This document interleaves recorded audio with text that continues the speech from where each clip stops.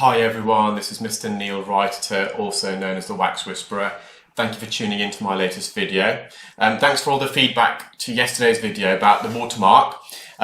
Strangely, and you may have not noticed, I actually put the same watermark on the video prior to yesterday, so that would have been 615. And I didn't get any comments, so I thought it would be fine to use that same watermark again. But I'm assuming it was just that individual patient's ear yesterday that illuminated that watermark. So yeah, it was. So if you look back to the video number 615, if you look carefully, it's the exact same watermark, but I didn't get one comment about it, which is really bizarre. So I have adjusted the watermark today. Obviously, I need the reason for the watermark is it's been many years that there's many people that have been stealing my videos, and a lot of yourselves, and I should say thank you to you, have contacted me to alert me of that fact that people are stealing my videos and encourage me to put a watermark on my videos. And to be honest, I've only just got around with it because I couldn't do it using my old software. With this new video editing software, I'm able to insert a watermark. So I have relocated the watermark. Give me some feedback, guys, it'd be good. I don't want to tell you where it is, because then that will draw your attention to it, but the watermark obviously needs to be visible, but I don't want it to be intruding. I can't put it on the black bits because some of these thieves, as I call them, or charlatans, are very good at cropping the video just a circle, so it has to be within the main circle, the frame of the video itself. Anyway, so I had a patient with bilateral otitis externa. You can see it's very dry and flaky, the skin near the ear canal entrance, and the wax is quite dry and crumbly. I initially used a Zollner suction probe, but because the wax was quite dry, it just wasn't getting any suction grip, so I reverted to a St. Bartholomew's ear hook, and we're just slowly but surely extracting this out of the ear.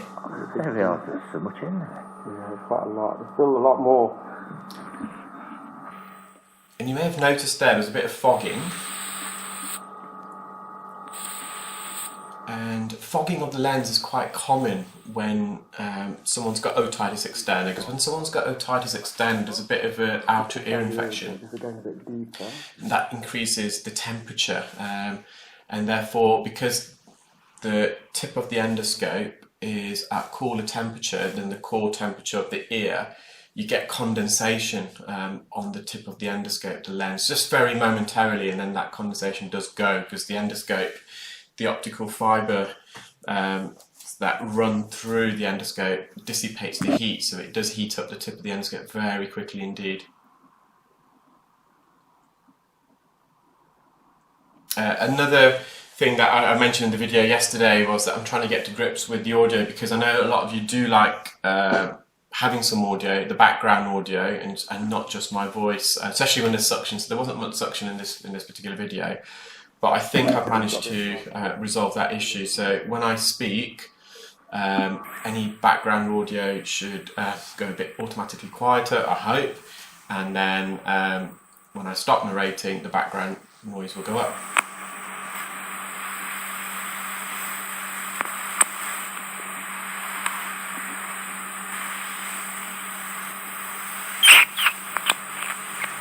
So I'm just using the suction probe just to extract some of this dry skin the patient's got around the ear canal wall. You can just see how dry it is there, but the eardrum itself is intact, it's very healthy.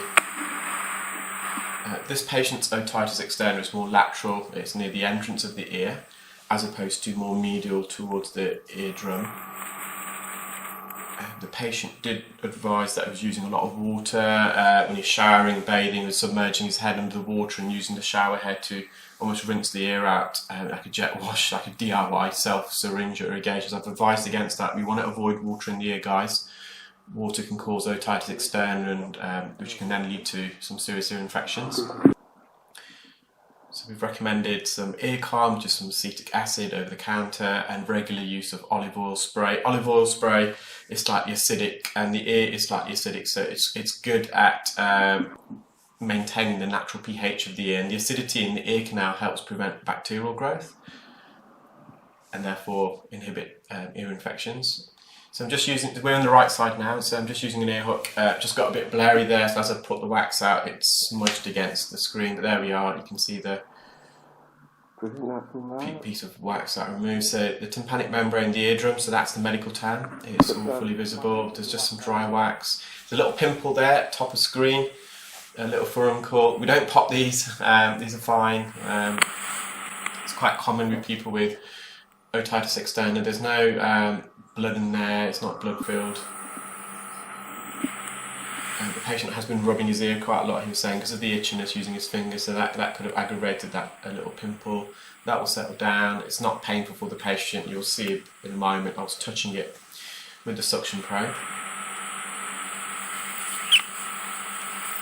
So again, I'm just trying to get some of this dry skin out, but as I say, we can see the whole eardrum, see symptoms alleviated. So again, giving him some advice, ear calm, which is an acetic acid ear spray to help relieve his otitis externa and re-acidify the ear. When you've got otitis externa, the ear turns into a more of an alkaline pH. So there we are. This is the post-examination video of both ears, just to remind you.